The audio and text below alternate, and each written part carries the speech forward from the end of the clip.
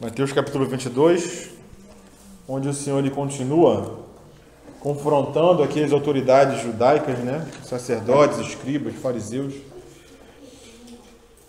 porque eles desafiaram a autoridade do Senhor, não creram em tudo que o Senhor estava ali para mostrar como luz para eles, eles estavam rejeitando a sua luz.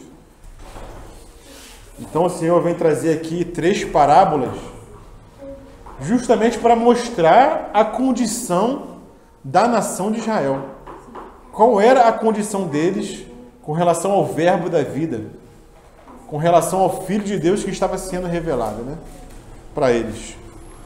E nessa última parábola, que inicia no capítulo 22, versículo 1, o Senhor vai mostrar a condição do povo judeu e da liderança judaica, né, mostrando que o Senhor estava ali fazendo um convite para eles. Estava chamando eles para uma festa. Estava convidando-os para as bodas do Cordeiro. Porque um rei quis fazer bodas para o seu filho. Semana passada nós falamos muito sobre isso. Teria muita coisa ainda para se falar sobre esse assunto, né, do propósito de Deus de casar o seu filho, de fazer bodas para o seu filho. Mas nós temos que avançar no assunto, né? Mas um rei, ele quis fazer bodas para o seu filho.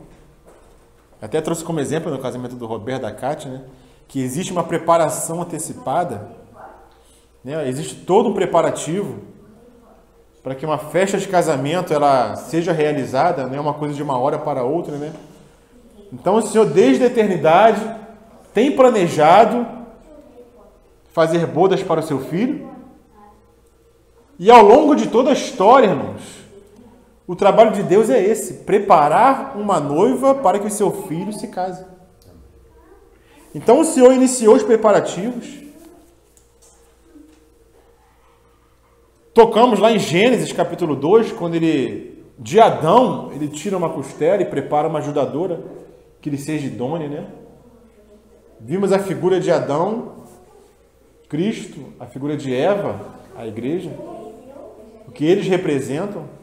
Fomos até Apocalipse, falamos da cidade celestial que desce do céu, a noiva de Cristo. Mas nós queremos avançar no assunto, porque se o Senhor tem preparado uma noiva, existe todo um preparativo, né? A Cátia poderia falar com mais propriedade, né, sobre esses preparativos, né? O que ocupa a mente dos noivos é a festa do casamento. Não consegue pensar em mais nada, né? Tudo gira em torno daquele dia principal. E é claro que uma festa de casamento tem que ter convidados. Imagina a Cátia convidou as pessoas lá, os convidados para o casamento. Ela faz o convite, ela dispara o convite. O que a Cátia espera e o Roberto esperam? A confirmação da presença, né? Confirma a presença, você vai. Imagina, irmãos, se ela começa a convidar os convidados, o Roberto começa a convidar os seus convidados, e cada um vai dispensando o convite. Não vou poder. E nesse dia eu estou ocupado, eu tenho tal negócio. E um a um os convidados vão rejeitando o convite. Imagina como é que vai ficar teu coração, Roberto. O coração da Cátia. Imagina essa situação. Cada convidado vai rejeitando o convite do casamento. Dá um sentimento que é complicado, né? Não é bom. Claro que eu não vou aplicar isso a Deus, né? O Senhor não vai ter um sentimento ruim, né? Mas nós vamos ver a seguir aqui o que o rei faz em vista desses convidados que rejeitaram o convite. A ira dele se acende, né? A ira dele se acende contra essas pessoas que rejeitaram esse convite, né? Mas eu já estou me adiantando, vamos regressar um pouquinho, porque vamos ler do começo, né, a parábola. Capítulo 22, versículo 1 fala assim: de novo entrou Jesus a falar por parábolas, dizendo-lhes: o reino dos céus é semelhante a um rei que celebrou bodas de seu filho Então enviou os seus servos a chamar os convidados para as bodas. Mas estes não quiseram vir.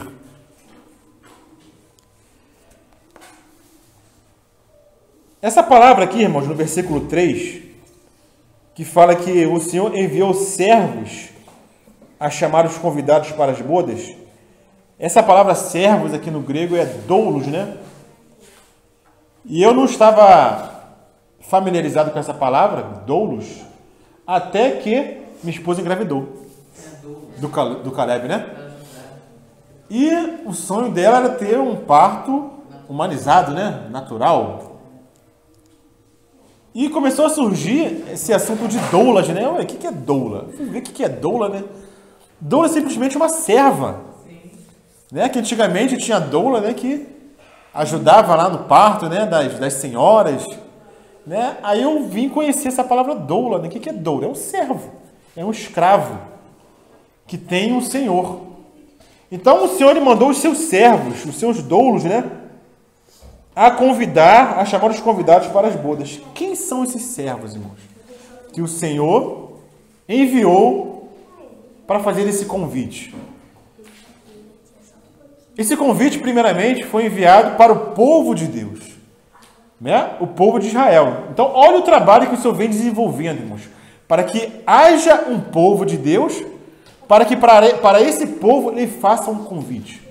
Então, ele vem desde Adão, cria o primeiro homem falha, cai, mas então ele chama Abraão para uma terra que ele não conhecia, a terra da promessa, e a partir de Abraão ele vem formando, irmãos, um povo exclusivamente seu. Porque o mundo tinha nações, mas nenhuma nação servia a Deus como nação, né? Marcelo, não estou atrapalhando não, tá tranquilo, tá? Não está atrapalhando não. Então o Senhor vem separar um povo para ele, porque a partir desse povo viria o Messias, né? Então o Senhor inicia um trabalho, chama Abraão, o patriarca, então Jacó, Isaac e Jacó, né? Jacó tem seus 12 filhos, então tem toda aquela história de Israel. É formada uma nação que entra na terra prometida.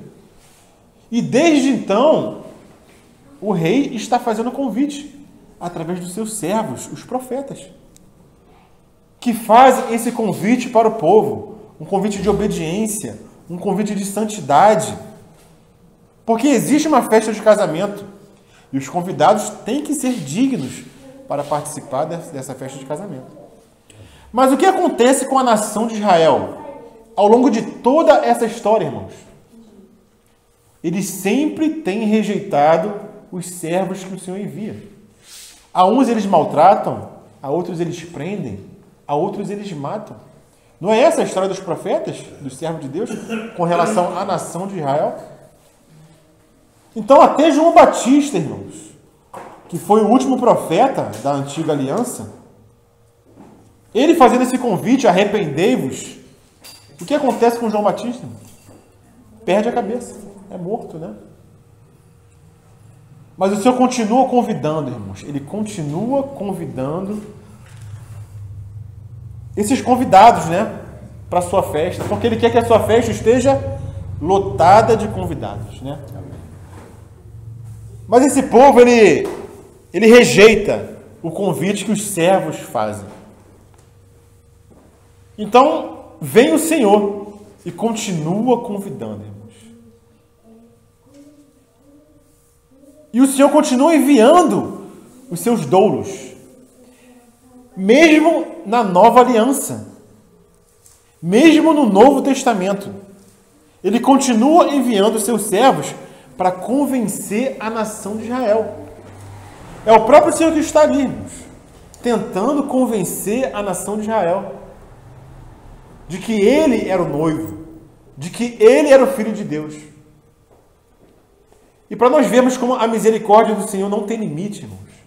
Ela não tem fim, mesmo depois da morte do Senhor, o Senhor continua convidando a nação de Israel. Nós nem chegamos na igreja. Mesmo depois da morte e ressurreição do Senhor, ele continua tentando convencer desse convite à nação de Israel. Se nós formos ver esses servos, irmãos, que o Senhor continua enviando, nós vamos ver o que foi feito desses servos. Quem foi que Estevão estava tentando convencer, irmãos? Era alguém fora da nação de Israel ou era o próprio povo de Israel? Era o próprio povo. O que fizeram com Estevão? Enquanto Estevão falava desse convite, os judeus rangiam os dentes de ódio e acabaram apedrejando, né? Sim, mas acabaram apedrejando esse servo do Senhor que foi enviado. Tiago, né, irmão de João, ele foi preso e foi morto na prisão. Pedro, irmãos, o que foi feito com Pedro? Foi preso. Como é que foi o início do ministério de Paulo, irmãos? Foi com os gentios ou foi com os judeus? Foi com os judeus. O que eles fizeram com Paulo, irmãos? Ele teve que sair fugido. Açoitavam Paulo, deixaram ele quase como morto, irmão. Quem fez isso com Paulo? Foi a própria nação de Israel, porque o Senhor ainda estava tentando convencer a nação de Israel. Mesmo na nova aliança, né? Mesmo no novo concerto, no novo pacto, ele ainda estava tentando convencer a nação de Israel através dos seus servos. Na antiga aliança e na nova aliança. Olha só a longanimidade de Deus, irmãos.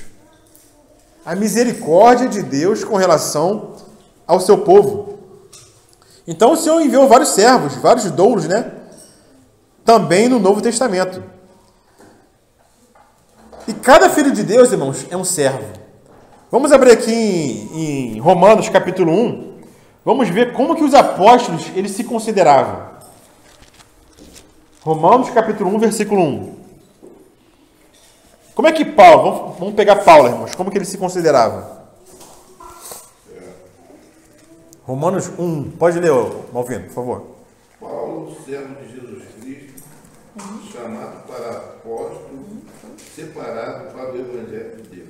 Então Paulo se considerava um servo, e a palavra aqui é doulo, um servo de Deus. Filipenses capítulo 1, versículo 1 também.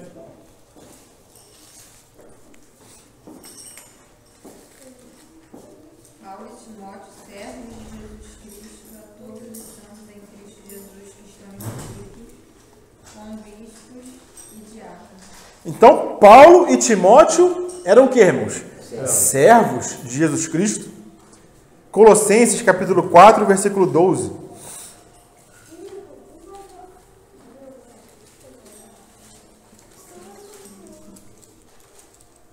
Saúdamos Epáfras, que é dos vossos servos de Cristo, combatendo sempre por vós em orações, para que vos conserveis firmes, perfeitos e consumados em toda a vontade de Deus. Então, saúda-vos Epáfras. Quem era Epáfras? Servo de Cristo. E o que o servo faz? Pode repetir, Marcelo, por favor? O que o servo de Cristo faz? Combatendo sempre por vós em orações, para que vos conserveis firmes, perfeitos e consumados em toda a vontade de Deus. Ele tem um serviço de que é chamar um povo, conservar um povo, trabalhar para que um povo se apresente santo para o seu Senhor. Porque Paulo falava que era escravo de Cristo em algemas, né? E todos os apóstolos se consideravam assim, irmãos. Tiago, capítulo 1, versículo 1, como é que fala? Como é que Tiago se considerava? Tiago 1, 1.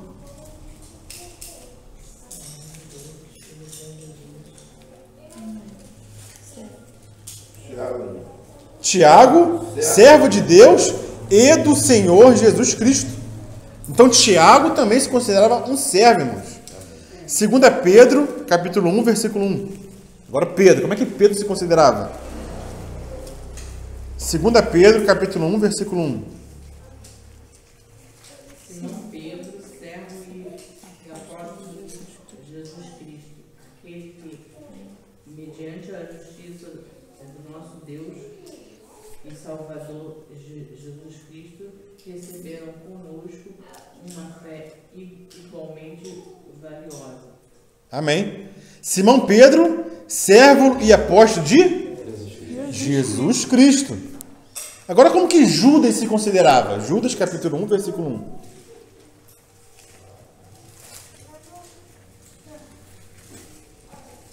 Judas, servo de Jesus Cristo, irmão de Tiago, aos chamados, santificados em Deus Pai e conservados em Cristo Jesus. Então, quais são as credenciais, irmãos? Como que eles se apresentam? É sempre o nome, servo de Jesus Cristo, servo de Deus. Apocalipse, capítulo 1, versículo 1. Como é que João se apresenta? Como é que ele se considera? Revelação de Jesus Cristo, que Deus lhe deu para mostrar aos seus servos as coisas que em breve devem acontecer e que ele, enviando por intermédio do seu anjo, notificou ao seu servo João. Então, João se considera servo. Mas João, se considerando servo, ele fala que a revelação de Jesus Cristo, a qual Deus lhe deu para mostrar para quem, irmãos? Aos seus servos. Então, todos nós, irmãos, somos servos. Mas somos servos de quem? Jesus Cristo. É assim que nós devemos nos considerar. Servos de Jesus Cristo. Michael, e um dos outros também? Oi? Um dos outros também? Como igreja? Um dos? Um dos outros? Não entendi. Um dos outros. Não, servos dos outros, claro. Agora eu entendi o que ela falou. Servos de Cristo e, por consequência, servos uns dos outros. Porque o que os servos faziam? O que Epáfras fazia, né? Orava constantemente. Por quem? Pelos seus conservos. Porque todos nós somos servos, irmãos. Mas de quem nós somos servos? Servos de Cristo. Por quê?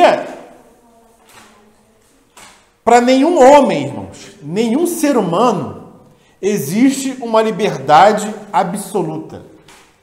A liberdade não existe, irmãos. A única coisa que existe é uma liberdade relativa. Liberdade absoluta não existe. Porque todos nós somos servos. Todos. Todo homem é servo, irmãos. Ninguém é dono de si mesmo. Todos nós nascemos servos. Todos nós nascemos para servir alguém. O mais novo aqui é o Dom. O Dom já nasceu servo. Ele não nasceu dono de si mesmo. Ele serve a quem? Ele tem que fazer a vontade de quem? Dos pais. Então já nasceu sem vontade, né? Ele pode chorar, pode espernear, né? Mas ele não tem domínio sobre si mesmo. Quem tem domínio são os pais, né? E nós vamos crescendo. Nós temos sempre alguém para nos submeter, irmãos. Em qualquer lugar. Sempre tem alguém acima de nós. Mas trazendo para o sentido espiritual, nós também sempre somos servos, irmãos. Não existe a liberdade absoluta. A única coisa que existe é a liberdade relativa, né? Vamos abrir lá em Romanos, capítulo 6, versículo 16. E nós estamos vendo isso somente por uma palavra, a palavra doulos, tá, irmão? A palavra servo. 6:16. Porque que servos são esses que o Senhor mandou convidar pessoas para o casamento? São aqueles que servem a Ele, né? Então nós temos esse encargo, irmãos, de servir ao Senhor, pregando o Evangelho da graça e o Evangelho do Reino, que é nada mais do que um convite, Násio. É um convite. Nada mais do que um convite. Romanos capítulo 16. 6. Desculpa. 6:16. Deixa eu abrir aqui. Não sabeis que daquele a quem vos ofereceis como servos para a obediência, desse mesmo a quem obedeceis, sois servos, seja do pecado para a morte ou da obediência para a justiça. É uma Ou pergunta. seja, Agora que eu vi que é uma pergunta. sim, uma pergunta, né? Não sabeis que daquele a quem vos ofereceis como servos para obediência, desse mesmo a quem obedeceis, sois servos, seja do pecado para a morte ou da obediência para a justiça? Ou seja, existe alguém livre? Não existe ninguém livre. Ou você é servo do pecado, servindo a ele, ou você é servo da justiça, pela obediência. Então não tem escapatória, irmãos, para qualquer ser humano. Eu não quero servir o Senhor. Eu não quero ser crente. Eu não aceito o Senhor. Beleza, vai continuar sendo servo. Só que do pecado para a morte. Eu não quero ser mais servo do pecado. Eu creio no Senhor. Então você vai ser um servo do Senhor. Não existe liberdade absoluta. A sua liberdade é relativa. Ou você vai estar liberto do Senhor, mas escravo do pecado, ou você vai estar liberto do pecado, mas servo do Senhor. Nós nunca fazemos a nossa vontade, irmãos. Nunca. Eu sou livre, eu faço o que eu quero, eu vou para onde eu quero. Você está servindo simplesmente ao pecado. Aquele que comigo não ajunta, espalha. Então não existe liberdade absoluta. Não existe vontade própria. A nossa vontade é sempre escrava de alguém, irmãos. Né? Que a nossa vontade seja escrava do Senhor. E não do pecado, irmãos. A gente falava essa questão na semana passada, né? Muitas vezes nós achamos que temos vontades. Ah, eu vou fazer minha vontade, não quero me submeter a isso, não quero me submeter àquilo, irmãos. Nós temos que matar a nossa vontade para podermos servir ao Senhor. Essa que é a beleza da vida, irmãos. A beleza da vida não é a gente fazer a nossa vontade. A beleza da vida é fazer a vontade daquele que nos deu vida. Essa é a beleza da vida. Não há algo mais belo do que isso, irmãos. Fazer a vontade do Pai. E isso, irmãos, até a morte. É a vontade do Pai, irmãos. Não é só até onde me agrada. Não é só até onde eu me sinto confortável. Inclusive quando eu não me sinto confortável. Inclusive quando eu vou ser confrontado por esse mundo. Porque essa não foi a história dos apóstolos, dos profetas? Servos de Cristo, servos de Deus? Qual deles teve a vida confortável, irmãos? Qual deles foi aceito a sua palavra? Como nós vemos aqui, né, voltando aqui eu queria ler até o versículo 23 de Romanos, mas vamos avançar, né? 16 até 23. Do 16 até 23, mas a ideia já foi trazida, né? Voltando aqui a Mateus, capítulo 22.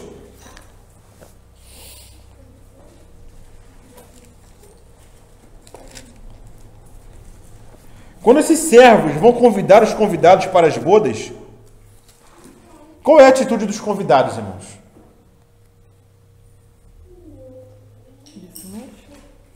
Sim, no versículo 3. Mas estes não quiseram ir. Irmãos, a festa estava pronta.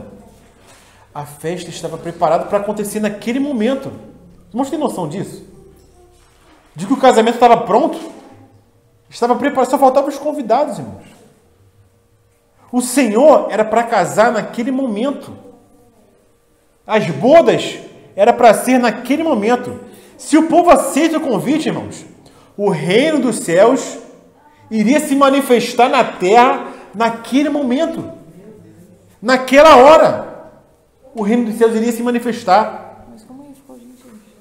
Boa pergunta. Como é que iria ficar os gentios? Aí a gente pode entrar para uma especulação, né? Porque a palavra não nos diz. O que seria dos gentios se o povo judeu aceita o convite? E se ele aceita, as bodas iriam acontecer naquela mesma hora.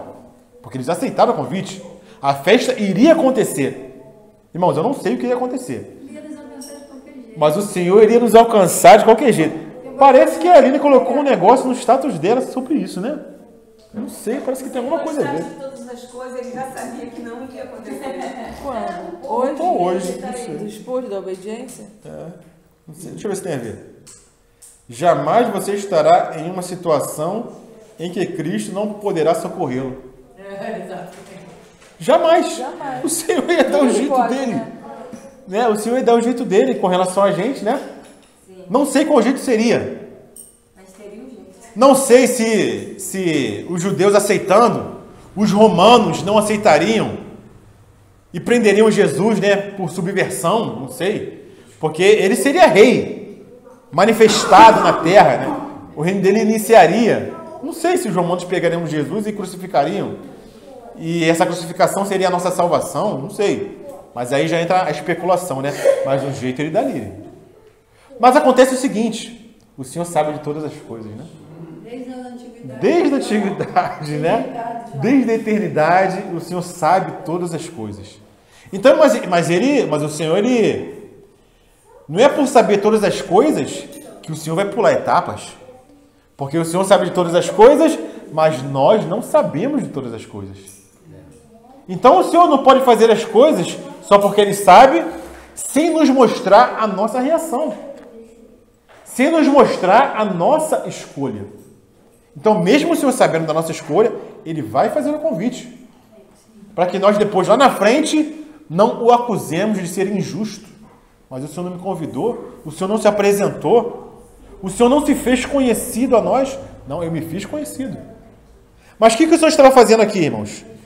Ele estava convidando para que o pecado do povo chegasse a um determinado nível. Porque o pecado do povo judeu tinha que se acumular, irmãos. Se o pecado do povo não chega a um determinado nível, como chegou em várias ocasiões no passado, né? Por exemplo, Sodoma e Gomorra. Por que o juízo veio a Sodoma e Gomorra, irmãos? Porque o juízo chegou porque o pecado chegou no limite, irmãos, extrapolou. Enquanto o pecado não chegava naquele limite, o juízo de Deus não se derramava sobre o povo. Por que o povo que estava na terra prometida, o povo cananeu, não foi expulso de imediato, quando o povo de Israel saiu do Egito e caminhou em direção à terra prometida? Porque o pecado daquele povo, dos amorreus, dos filisteus, dos jebuseus, não havia ainda chegado num patamar.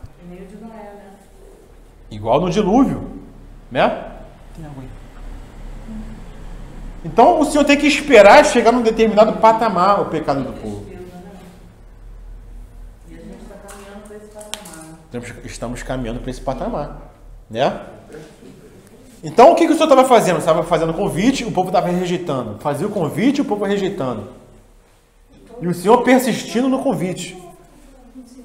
Por que o Senhor faz aqui no versículo 4? Eles falaram, mas estes não quiseram ir.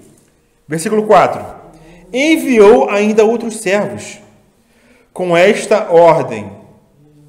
Então, esses servos do versículo 3 são os servos do Antigo Testamento. Os servos do versículo 4 já são do Novo Testamento. Paulo, Pedro, Estevão, né? Todos esses que, primeiramente, foram enviados às ovelhas perdidas da casa de Israel.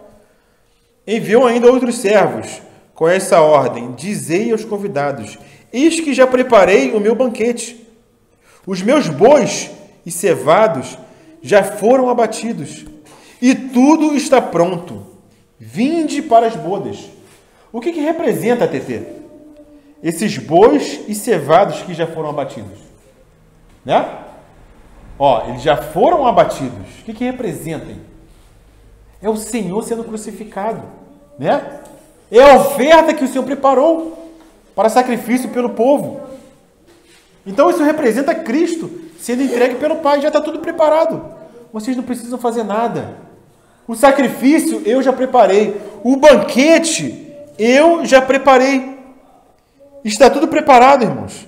Ou seja, o reino estava sendo oferecido para o povo de Israel, primeiramente. Mas estes irmãos, o que responderam? Eles, porém, não se importaram, e se foram, um para o seu campo, outro para o seu negócio. E os outros, agarrando os servos, os maltrataram e mataram. Isso está nítido, irmãos, na história do povo de Israel e na história da igreja. O povo de Israel, o Senhor classifica eles como um povo de dura cerviz. Vocês sempre têm resistido ao Espírito Santo. Não foi essas as palavras de Estevão? Sempre têm resistido ao Espírito Santo. Mas, irmãos, os irmãos acham que por causa disso o Senhor vai desistir de casar o seu filho? O pai vai desistir de casar o seu filho? O Senhor não vai desistir. Ele não vai cancelar a festa. Se nós não cancelamos a nossa festa de casamento, não foi isso que aconteceu durante a pandemia, irmãos? Muitos casamentos estavam marcados para determinada data, né? Cancelado na casa do civil, perdeu muito dinheiro. Sem convidado, irmãos. Não dá para ter uma festa de casamento. O que muitos casais fizeram na pandemia? Pô, dá uma segurada aí. Não vamos desistir da festa. Quando a situação se normalizar, a gente vai fazer a nossa festa. Não é porque teve um problema agora que acabou, não vai ter mais casamento, acabou a festa. Não, irmãos. O Senhor não vai desperdiçar o filho dele, que já foi entregue. Esse plano está sendo feito desde a eternidade. Teve casais na pandemia que planejavam há anos, irmãos, o casamento. E tudo mudou, irmãos. Tudo. Os convidados não puderam ir. Ninguém podia estar reunido. Mas eles não desistiram da festa de casamento. Vamos adiar. Vamos reprogramar. Vamos fazer uma outra data. E foi isso que o rei fez. O rei não desistiu da festa dele. Graças ao Senhor que ele continuou com o propósito de casar o seu filho, irmãos. Assim como o povo que saiu do Egito chegou às portas da terra prometida, irmãos, mas não teve fé, o Senhor não desistiu da terra prometida. Mas o que ele fez com o povo? Fez o povo caminhar 40 anos no deserto. Não que o Senhor tenha desistido, mas ele tem que ter um povo preparado para poder entrar nas bodas que é a terra prometida, irmãos. Não poderia ser de qualquer maneira, né? Então, irmãos, o Senhor sabia de tudo isso. Vamos lá, Atos, capítulo 13, versículo 46. Atos 13, 46.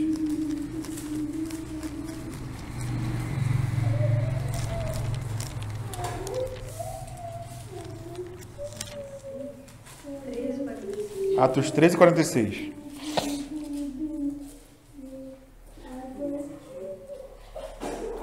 Mas Paulo e Barnabé, usando de ousadia, disseram: era mister que a vós se vos pregasse primeiro a palavra de Deus, mas, visto que a rejeitais e vos não julgais dignos da vida eterna, eis que nos voltamos para os gentios. Amém, irmãos. Amém.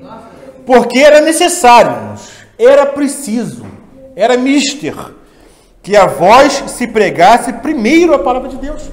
Era necessário, né? Não posso tirar o alimento dos filhos e dar para os cachorrinhos. Não foi essa a palavra do Senhor? Primeiramente a casa de Israel. Era necessário que se pregasse primeiro para as ovelhas perdidas da casa de Israel. Mas visto que a rejeitais e não vos julgais dignos da vida eterna, eis que nos voltamos para os gentios. Ou seja, os judeus não valorizaram os seus privilégios. Eles não quiseram ir para a festa. Então o que o Senhor faz? Ele envia os seus servos. Mateus capítulo 22, versículo 4 e versículo 5.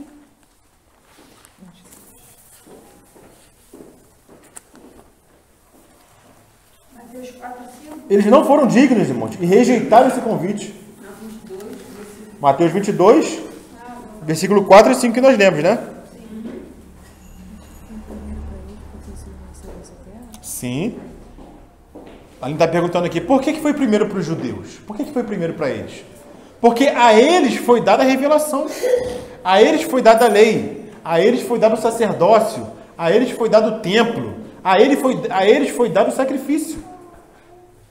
Toda a revelação do Senhor foi dada para o povo judeu. O reino foi entregue a eles. Mas o que é falado na parábola anterior, Nélia? Eis que o reino vos será tirado e será dado a um outro povo que lhes renda os frutos.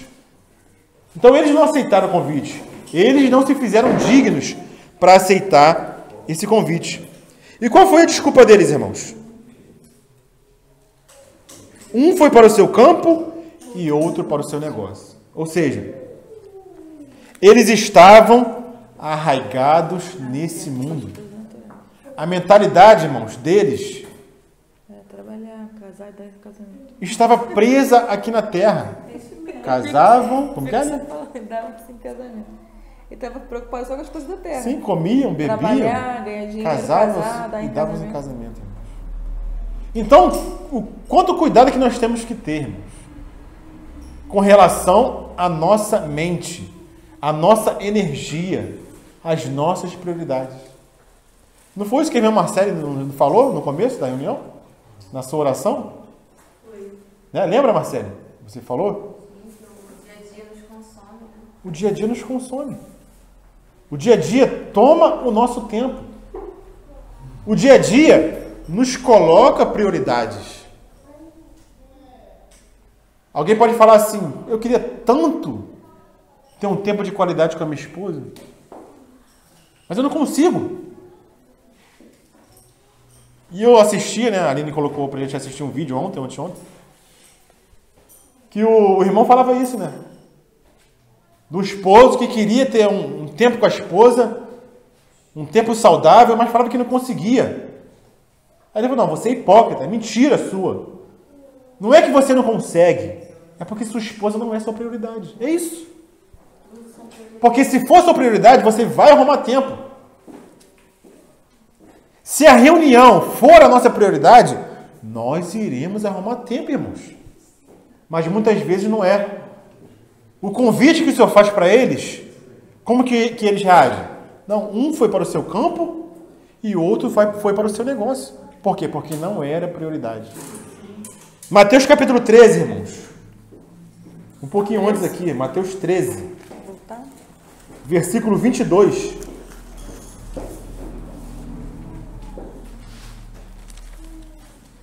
O que foi semeado entre os espinhos? A semente foi semeada entre Os espinhos. espinhos. O que são os espinhos? Pode ler. É o que ouve a palavra, porém os cuidados do mundo e a fascinação das riquezas sufocam a palavra e fica infrutífero. Então esses são os espinhos. O que o espinho faz com a palavra, irmãos? Sufoca a palavra. Não deixa o oxigênio chegar para que haja uma respiração saudável. A palavra é sufocada. É tanta coisa que a gente tem que fazer, irmãos. É tanto compromisso, é tanta atividade, que a palavra não gera fruto em nós. Mas o Senhor quer nos libertar disso, irmãos. Por quê? Porque Ele tem um convite para nós. Para que nós participemos das festas de bodas do seu filho. O quanto nós consideramos essa festa, irmãos? O quanto nós consideramos a festa do Roberto e da Cátia? Será que alguém vai marcar alguma coisa dos convidados por horário da festa do Roberto e da... Imagina, Cátia, não vou poder ir não porque... Não tem médico. Eu vi aqui a previsão do tempo. Vai chover. Caraca, vai fazer um sol. Pô, e aquela praia ali do Recreio no sol, meu. Vou nesse casamento, vou pra praia. Ou eu fechei um negócio. Kátia, fechei um negócio aqui, Kátia. Não vai dar pra ir. Mas guarda um salgadinho lá pra mim. Guarda um bolinho lá pra mim. Porra, isso não existe, irmãos. Se para algo natural, algo terrenal, nós consideramos, irmãos, quanto mais para um convite celestial. para as bodas celestiais, irmãos. O quanto nós não devemos considerar. Né? 2 Timóteo, capítulo 4, versículo 8. 2 Timóteo, capítulo 4, versículo 8. 2 Timóteo 4, 8. Olha o que Paulo declara, irmãos. 2 Timóteo 4, 8.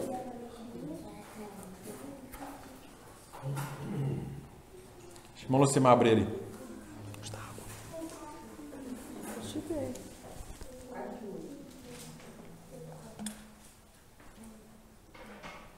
Veja agora a coroa da justiça me está guardada, a qual o Senhor, justo juiz, me dará naquele dia. E não somente a mim, mas também a todos os que amarem a sua vida. Olha a declaração de Paulo. Paulo chegou no final da carreira.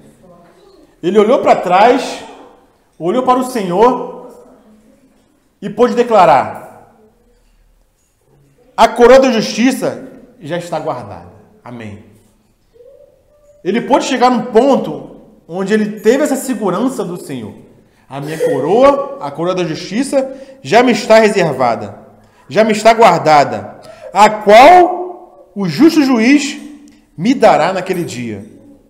E não só a mim, mas também a todos os que amarem a vinda do Senhor. Amém. Será que nós amamos, irmãos, a vinda do Senhor?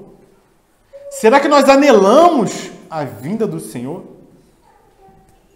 Será que nós ansiamos pela vinda do Senhor? Ou nós estamos presos, irmãos, nos nossos sonhos, naquilo que nós queremos conquistar nessa terra? E isso tem tomado o nosso tempo. Não, meu Deus. Olha, só porque a gente conversou sobre sonho hoje, ela acha que eu estou falando sobre isso. Não, calma. Né? Mas claro que nós temos que tomar cuidado com os nossos sonhos. Porque muita gente já falou assim, não sei se os irmãos já escutaram, né? Senhor, espera mais um pouquinho, não vem agora não. Caraca, agora que eu consegui deslanchar na minha empresa. Agora que eu vou casar. Agora que eu vou casar.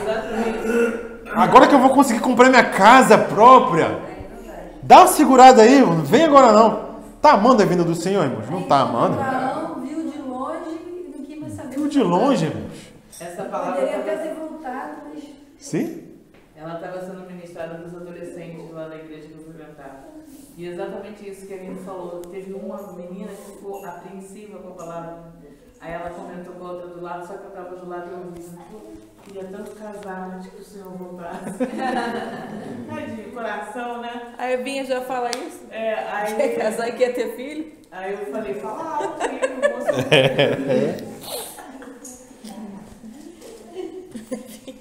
Quando nós anelamos, irmãos, quando nós ansiamos, quando nós desejamos a vinda do Senhor, isso quer dizer que as nossas raízes estão soltas nessa terra.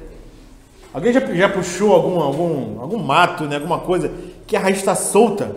É tão fácil tirar. Agora quando a gente quer, lá na calçada da minha casa, né, na rua, tem uns matinhos que crescem lá no asfalto, né? E parece que é fácil de puxar alguns, né? E o do banheiro? E é no asfalto, irmão, não tem nem terra direito. É. Mas, até eu falo do banheiro, depois eu falo do banheiro. Deu A gente conta no puxa, banheiro de casa. é tão difícil que puxa. E o negócio não vem, irmão. pó, um troço que corta até a mão. Se Eu tentar. passei por isso hoje, caminhando lá no lugar aí. O negócio foi bravo. A Aline falou de uma árvore, né? Eu moro no segundo andar, né? Meu pai mora embaixo, minha mãe, mas a gente mora no segundo. E no peral, irmãos, da parede começou a nascer uma planta. Aí eu olhei assim, né? A planta crescendo. Figueira. Ah, depois eu arranco. Eles chamam Figueira do Cão. Aí quando fui arrancar, depois de um tempo, cara, parecia uma árvore. E tava entrando pra dentro da casa. Porque o banheiro é um pouquinho mais alto. Aí o pedreiro que fez, ele levantou com tijolo, né? Jogou terra assim, jogou com tijolo. Não sei como, irmãos. A planta conseguiu sair dali, de dentro, começou a crescer. E eu fui arrancar o galho. E eu puxava, e o negócio não saía. Galho grosso assim, irmãos. Arranca não. Dessa grossura assim, mais ou menos, o galho. E eu puxava, o negócio não saiu, irmãos. E eu fui quebrando a parede, e o negócio não saiu. Aí eu falei, cortei assim, né? deixei o resto lá dentro e joguei massa, né? Tampei o buraco. Daqui a pouco o negócio começa a subir pelo ralo, irmãos, do banheiro. Aí, Michael, corre aqui, mano. O que é isso aqui no ralo? Lavando o banheiro, Esse negócio aqui é estranho. um pântano aqui na minha casa. Tem um pântano. Essa foi de terror. Que nojo! Eu falei, Michael, Aí eu peguei assim, cheirei, né? E um negocinho verde, cheiro de terra. Eu não sei que negócio aqui é planta, terra que tá aqui debaixo do banheiro. é mole, Impressionante. mas no ralo do box. Ou seja, Ela tá cresceu. tão arraigado. Aquilo nasce De no, um lado, ela sai pelo outro. aquilo nasce no barro, cara. O teu pedreiro do barro, alguma coisa. É, alguma coisa de barro, né? Areola, alguma coisa assim, né? Mãe, eu levei um susto. Fui lavar o banheiro, quando eu olhei o ralo, um monte de coisa. Eu falei, gente, o que é isso? É um pântano, é folha, é cabelo, não sabia nem o que era. Eu falei, Michael, tira isso Fica aqui. procurando água, ele toca. Bom, chega aí, então vai ter pesadelo. Quase que eu tive, gente. Foi um negócio esquisito. Eu nunca vi isso na minha vida. É, estranho. Estranho demais, medonho. A gente pode ter sonho, né? A gente não pode ficar agarrado no sonho. Você não pode estar preso no sonho, né? É. É claro que você pode fazer um planejamento. Prioridade. Aí se não acontecer, fica deprimido, não. E também, se você não pensar em nada, Se você for- não anda. Não, Você é. achar que Não, Sim. sonhar tem que todo mundo sonhar. toma banho, você Até os já velhos têm voltou, sonho, tem que ir né? mais longe na vida. Sonhar, planejar, isso tudo faz parte. Sim, tudo faz parte, mas a questão é, Não pode amar isso. se esse plano estiver sendo a sua prioridade e isso estiver fazendo você se afastar do Senhor, não, eu tenho que trabalhar para conquistar, para realizar esse plano, aí você trabalha, deixa de ter comunhão com os irmãos, deixa de ir para reunião por causa do plano. É disso que a gente está falando, entendeu? É, porque o dinheiro afasta muitas vezes, né? Quando a pessoa trabalha muito, fica sem tempo pra nada. Aí vai se afastando cada vez mais, aí vai esfriando, quando vê já Vai criando compromissos. tá longe. Depois pra voltar é difícil, né? Sim. Então, para finalizar, irmãos, a gente não vai terminar hoje, né? No versículo 7 de Mateus 22, o que acontece? Porque os convidados, eles não se satisfizeram, Kátia, em rejeitar o convite. Eles não ficaram satisfeitos em rejeitar o convite. Além de rejeitar, eles pegaram os servos que estavam convidando e mataram, maltrataram os servos, né? Então, no versículo 7, fala assim... Kátia, eu tô falando alto? Não. Às vezes eu tô falando muito alto, aí incomoda, né? Então, o rei ficou irado e, enviando as suas tropas, exterminou aqueles assassinos e lhes incendiou a cidade. Olha só o que aconteceu, irmãos. O rei ficou irado, né? E ele enviou as suas tropas. Aí aqui é o Senhor. Aqui é o Senhor. Esse rei aqui é o pai, né? Que quer casar o seu filho, né? Sim. Exterminou aqueles assassinos e lhes incendiou a cidade. Essas tropas aí tem a ver com o romano, né? Sim, isso aí, Malvino. Eu já ia fazer essa pergunta, mas o Malvino já respondeu. A que tempo se refere essa passagem, irmãos? Esse versículo? Quando que aconteceu isso, irmãos? Né? Para a gente ver a misericórdia, né? Isso só veio acontecer no ano 70 depois de Cristo. Ou seja, 40 anos depois da morte e ressurreição do nosso Senhor. Ainda durou 40 anos o Senhor insistindo, irmãos. Insistindo, né? Com o povo de Israel. Mas o Senhor se irou e mandou as suas tropas. Quem era essa tropa que o Senhor enviou a Jerusalém? Que era a cidade santa, né? Quem eram essas tropas do Senhor que ele enviou? A gente acha que os romanos decidiram invadir Israel, destruir Israel, dispersar o povo, incendiar a cidade, destruir o templo. Não, foram os romanos que invadiram. É tudo servo do Senhor, irmão. É tudo servo do Senhor. Que ele envia, General Tito, é servo do Senhor. Assim como aconteceu com a Síria, com a Babilônia, para julgar o seu próprio povo, irmãos. Ele estabelece reis, ele tira reis. Então ele julga o seu povo com outras nações, irmãos. O Senhor não mandou anjo lá destruir a cidade. Ele usa outras nações.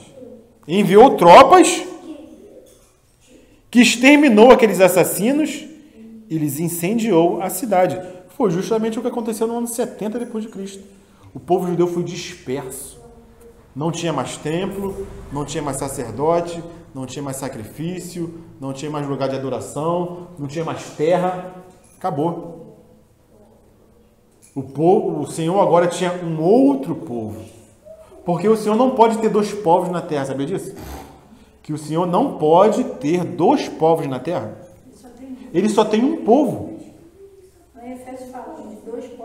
Ele fez um. De judeus e gentios, ele fez a igreja. O Senhor, ele nunca trabalha com dois povos ao mesmo tempo. Ele sempre tem um povo que ele trabalha. Por isso que no final dos tempos, ele vai voltar a trabalhar com o povo judeu, porque o povo judeu foi cortado da videira, mas ele vai voltar a ser reenxertado na videira. Mas para que ele volte a trabalhar com o povo judeu, o povo celestial de Deus vai ter que ser arrebatado. Porque ele não trabalha com dois povos ao mesmo tempo. Quando ele se voltar para julgar o povo novamente nos 7 anos de tribulação, o povo celestial dele vai ser tirado. Aí ele vai voltar a tratar com o povo judeu. Então o Senhor não trabalha com dois povos na terra. Então ele eliminou a nação de Israel como nação. Os judeus foram dispersos no mundo e estão dispersos até hoje, irmãos. Até hoje o povo judeu está disperso no mundo. Estão começando a voltar agora, em 1948, quando foi fundada a nação de Israel novamente. Um brasileiro deu o voto de Minerva, né? Para que a nação de Israel fosse criada em um dia. Né? É até uma profecia, né? Quem já viu isso? Uma nação ser criada num dia? 1948. Uma nação foi criada num dia, numa votação na ONU. Foi inaugurado, foi fundada a nação de Israel. Foi brasileira? Foi brasileiro que era presidente da ONU naquela ocasião.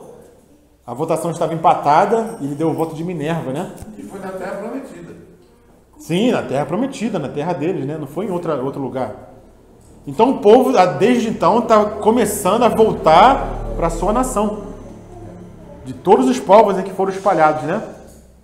E até mesmo a tentativa de extermínio do povo judeu na Segunda Guerra, o Senhor prevaleceu ali cuidando daquele povo. Sim. Né? Porque a gente vê alguns filmes e a gente nem faz ideia do que foi feito, só a gente faz uma menção, né? Só quem passou mesmo é quem sabe.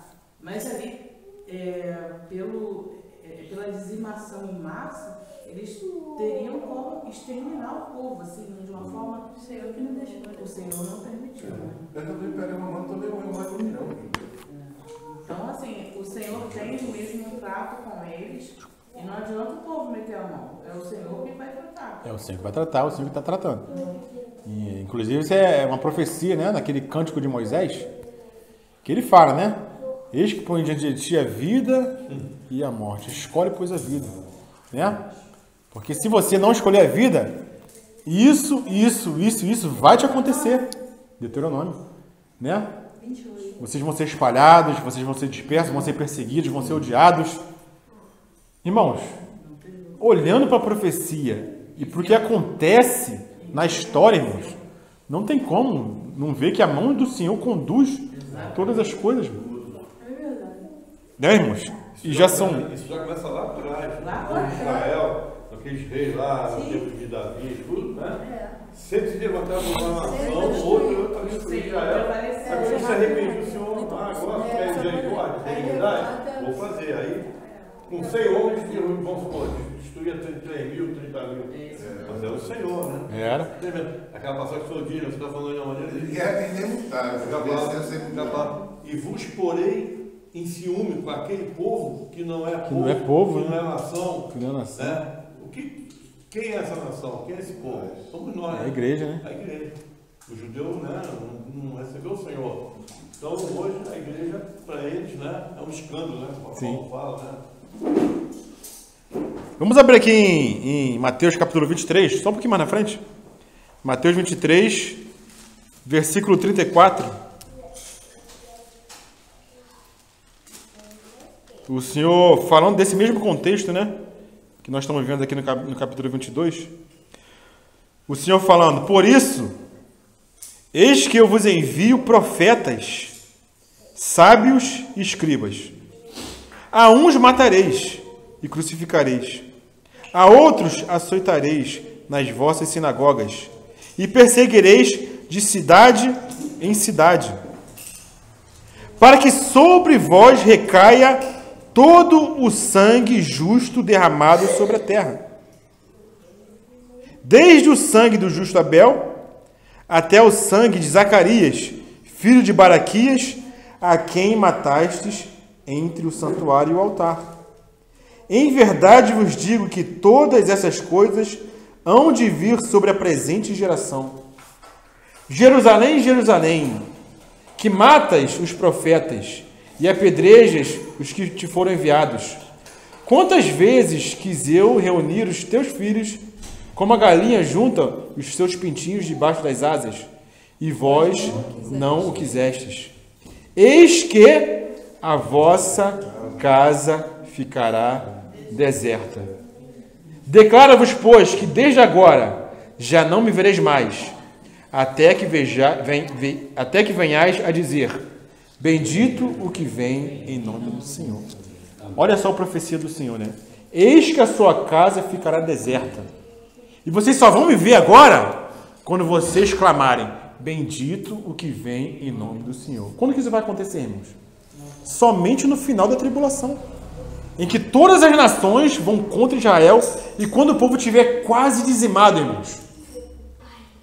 O Senhor separou 144 mil, um remanescente que vai clamar quando vir o sinal do Senhor aparecer no céu. Quando eles virem o sinal da vinda do Filho do Homem, eles vão clamar: bendito o que vem em nome do Senhor. Que sinal é esse, irmãos, que vai aparecer no céu? Porque o sinal vai preceder a vinda. Porque é o sinal da vinda do Senhor, como fala em Mateus 24. Que sinal é esse, irmãos, que vai aparecer no céu? E quando esse remanescente vir esse sinal, eles vão clamar: bendito o que vem em nome do Senhor.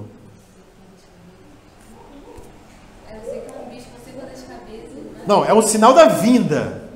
É um sinal que vai avisar que o Senhor está vindo. É que vai uma ponta, a outra céu. Qual que é o sinal que identifica o cristianismo no mundo, irmãos? É a cruz. É o sinal que vai aparecer no céu, e quando os judeus virem esse sinal, eles vão reconhecer o sinal dos cristãos. Ah, então é o Senhor que os judeus perseguiram. É Ele que a igreja proclamava, que a igreja pregava. Porque o sinal que identifica os cristãos é a cruz, irmãos.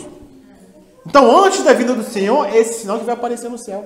E eles vão se ajoelhar e vão clamar: bendito o que vem em nome do Senhor. Né? Mas é só lá, irmãos. Desde que o Senhor proferiu essa profecia da destruição de Jerusalém até hoje, eles não viram a face do Senhor e nem vão ver como nação. Somente individualmente. Tem muitos judeus que individualmente eles creem no Senhor. Isso não está fechado, não está selado. Porque quando um judeu crê, o que acontece? O véu é tirado. O véu de Moisés é tirado, né? Então, individualmente eles podem crer. Mas como nação, somente no final, né? Porque o Senhor falou no Mateus 24, versículo 2, logo mais na frente. Em verdade vos digo que não ficará pedra sobre pedra que não seja derribada.